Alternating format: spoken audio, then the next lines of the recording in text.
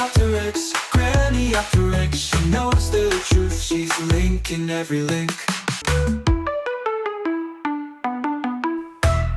Hello. Kemi Badenoch said that Rachel Reeves lied to Britain to save her job. No, it wasn't just to save her job. It was to save Keir Starmer's job. The whole lot of them are in it together. Rachel Reeves got into her job by lying about her qualifications. You can't tell me that Keir Starmer didn't know what the truth was. Back in the day, she would have been booted out of number 11 quicker than you could say democracy has to be based on truth. However, seeing as Keir Starmer appears to be an even bigger liar than Reeves, except, of course, for his assertion that his father was a tool maker, which is the absolute and incontrovertible truth. His dad really was a maker of tools. The lying aspect is part of the entire cabinet. And I'm not lying to you when I tell you I'm granniopteryx. Please like this video, please share it. Please subscribe to my channel. You may have noticed YouTube are doing funny things with my subscriptions. Just check you're still subscribed if you're on YouTube. And click that like button, whatever platform you're on. And if you want to contribute financially, all the information about the means whereby you might do that, they're in the description.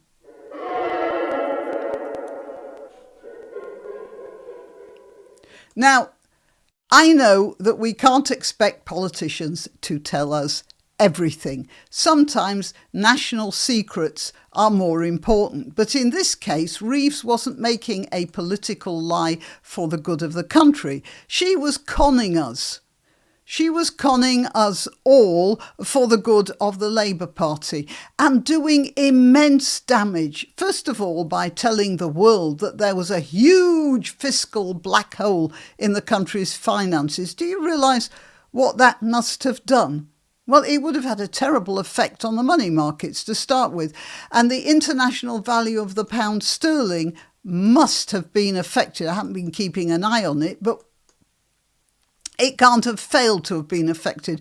And when the value of the pound drops internationally, it's not just some theory from out there. It means the cost of raw materials and goods that we get from abroad go up. If the pound goes down, we need more of them to cover the cost of the imports, whatever they are. So that's cost everyone in the UK a loss in the value of the money in our pockets. Then there's the effect on the British public, because she used that fictitious black hole to excuse her raising of the taxes. This is the first time last year. Her bullying of pensioners and the destruction of private schools and the terrible effect that had on the educational continuity of many private school pupils, many of whom who were in those private schools not by some spoilt, privileged system, but by parents who were working, double shifts and double jobs to finance the education of their children. And she defended all of this out and out cruelty, with pleas of having to raise emergency funds in order to pay off the profligacy of the Conservatives. Now, this was well planned and must have been plotted even before the Labour government took office. And this year it was the same tactics. Reeves has been preparing the ground for months, warning of a severe fiscal shortfall, sort of dropping hints here and there. But a letter from the Office of Budget Responsibility was released on November the 28th, I suppose because they were getting fed up of the sort of rumours that were going round. And it recorded that they told the Treasury in September that the net deficit was 2.5 billion, which is bad enough, but not the 23 to 30 billion, which she has allowed to gain traction. And by October, the 2.5 billion deficit had actually switched into a 4.2 billion pound surplus. The chairman of the Office of Budget Responsibility also said that there never was a black hole at any time larger than 2.5 billion, and the economy was on a reasonably stable footing. And she was dropping all sorts of hints about the precise opposite for months. Now, I looked up more stuff on Grok, and it tells me that Paul Johnson, who'd served as the director of the Institute for Fiscal Studies, said that Reeves' warnings were designed to confirm a narrative of a massive hole which was forcing her to impose tax rises, even though she knew from the OBR, Office of Budget Responsibility data, that there was no such crisis. The Treasury kept leaking selected parts of this false information to the media. That's where all these weird numbers come from. They, of course, took the ball and ran with it, publishing wilder and wilder speculations about the deficit. And Downing Street, here, look at her, Honest Jim. Downing Street's answer to this was that it wasn't a lie. It was just Reeves highlighting the broader challenges like spending commitments and foreign aid or I don't know what.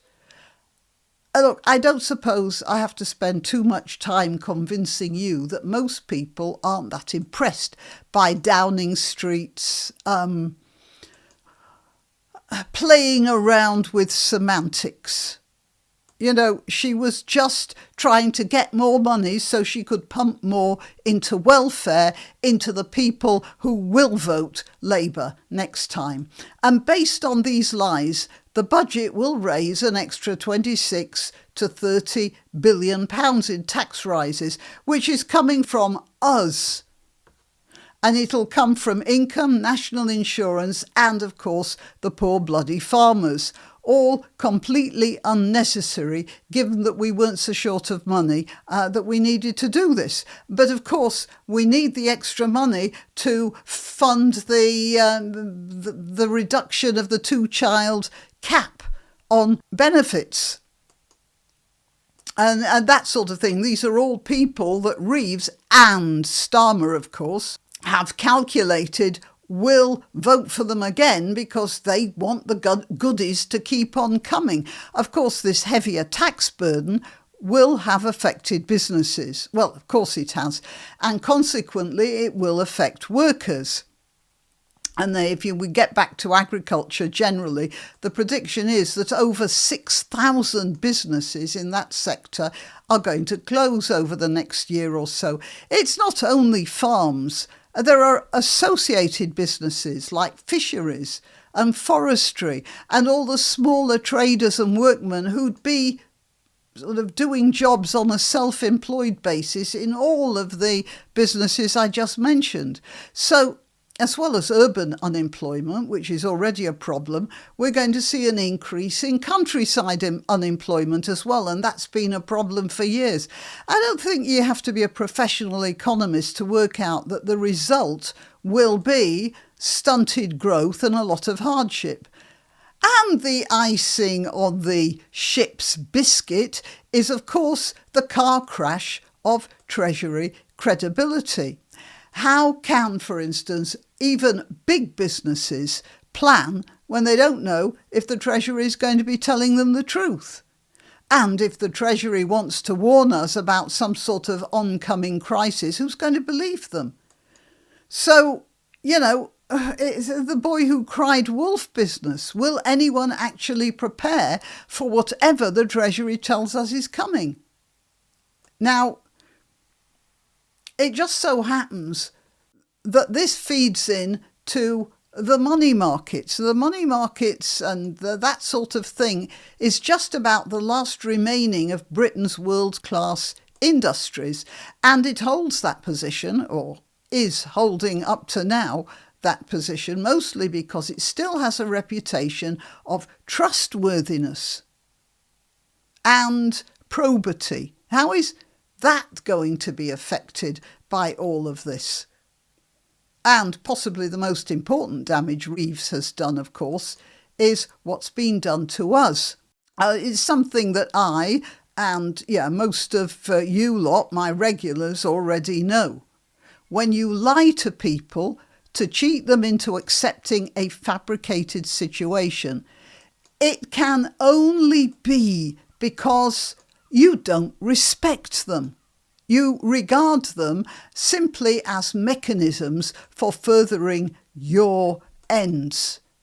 It's the sort of attitude that psychopaths display, or con men who are psychopaths. It's not supposed to be the behaviour of a democratic government. In a democracy, voters entrust politicians to give them honest information so that the voters can make informed choices about whom they're going to elect. You can't make an informed choice if the information you're getting is worth about as much as, to quote the immortal Douglas Adams, is worth about as much as a pile of dingo's kidneys.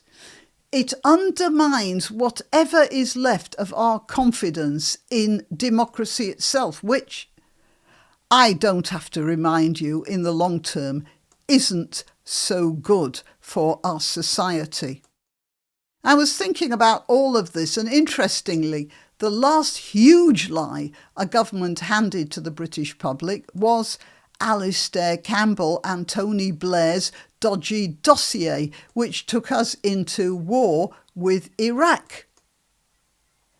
It was a huge lie that cost millions of lives and, more to the point, thousands of British lives. Why is it always the Labour Party? Till next time. You can help my channel by subscribing and clicking the notification bell. That's quite important.